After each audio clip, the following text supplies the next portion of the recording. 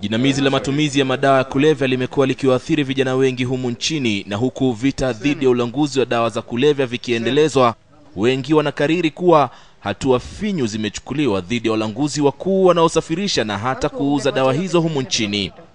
Ni hivi majuzi tu ambapo baadhi ya watumizi wa madawa haya walipolalamikia hatua ya kutokamatwa kwa wauzaji wakuu na maafisa wa polisi.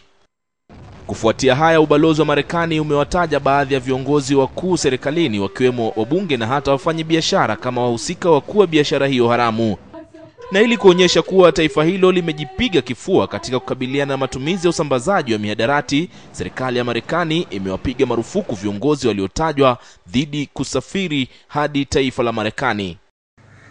I'm talking about the drug barons who amass great personal fortunes while poisoning the youth of this community and of all of Kenya. The same drug baron who will use his wealth to buy protection from political leaders, or who are, in fact, the very officials you have elected to represent yourselves. Who are these drug barons?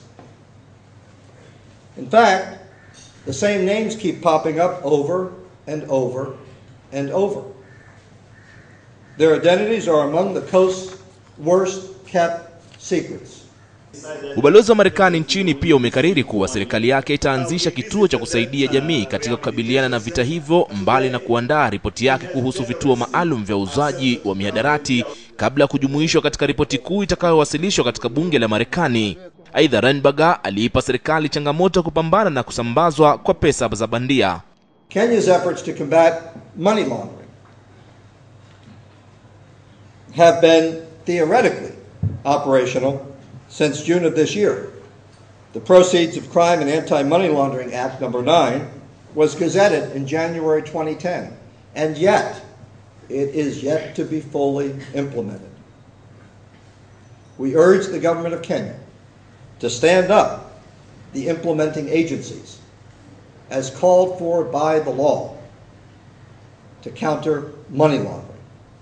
Balozi Renberger pia amesisitiza tume ya shikilizi ya uchaguzi nchini IEBC kuwapiga darubini wagombezi wa nafasi mbalimbali, hasa namna wanakopata pesa za ufadhili wa kampeni zao.